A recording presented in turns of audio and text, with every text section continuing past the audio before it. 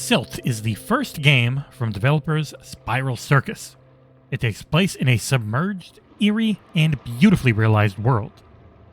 Through the use of a possession mechanic, you will take over the bodies of multiple fish and crustaceans as you work your way towards an unknown and potentially sinister goal.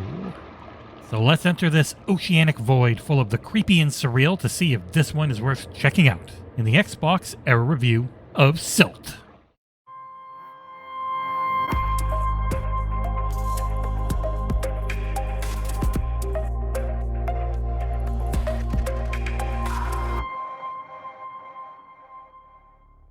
First things first, I'm not 100% sure what the story of this game actually is, as I have been unable to beat it, you see, because it keeps wearing me down. I must have spent 2 to 3 hours in Chapter 4 desperately trying to finish this title until it finally broke something that I just could not get past, my spirit. And it's a shame, as the game can be quite interesting at times.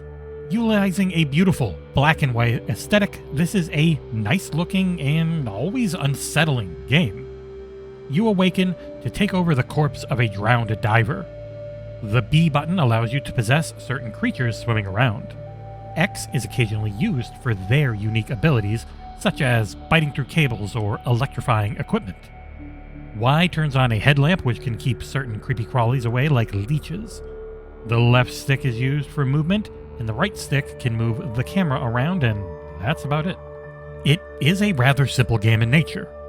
Through the use of that possession mechanic, you will solve environmental puzzles, and there's no music, no writing, and no voice acting. Everything in this game is told through that environment, and overall it works well. I don't believe this is a very long game, as I was told I was at the end by PR when I informed them that I simply could not figure out how to beat it, so I will try my best not to spoil anything. But that possession and soul mechanic seems to be the main drive.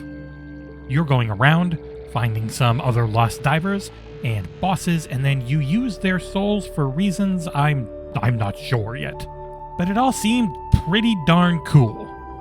Back to the controls though, and this is where the later parts of the game were a massive letdown. Even before I reached an area that simply did not seem to function properly, it was becoming a massive drag to play through. The controls simply do not hold up to what you are asked to do as the game gets more and more difficult. You never have any type of defense or combat abilities. Instead, your possessed creatures are pretty much always just there for the environment-based puzzles.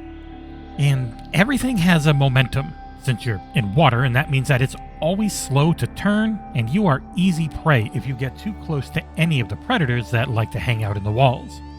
Combining this with the fact that I was repeatedly eaten by creatures that were nowhere near me as they teleported through those walls led to immense frustration. I have been in a room carefully trying to solve its deadly puzzle for 10 minutes, and as I was just about to finish it, a toothed worm came flying out of the wall 5 walls away to instantly one-shot me. I was not pleased. And the sound design is almost completely barren, which makes sense being underwater, but their music only started up a few times throughout my dozen or so hours in the game. And I say started up because whenever I paused the game to try and capture that music for my video review, it never came back after unpausing, which was very sad. This occurred at least twice, and outside of that, you pretty much just get swimming effects, creature sound effects, and that's it. And wrapping things up rather quickly, it's because Silt is a rather short and basic to control game. The story was very intriguing from the start, and if you can look past how bland and simply unfun it is to play at times, it might be worth checking out.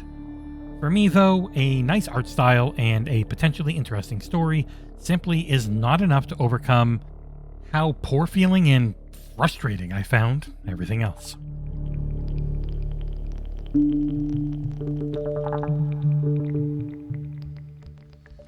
Thank you as always for watching, and if you can like, comment, and subscribe, it makes YouTube very happy and they show our stuff to more people.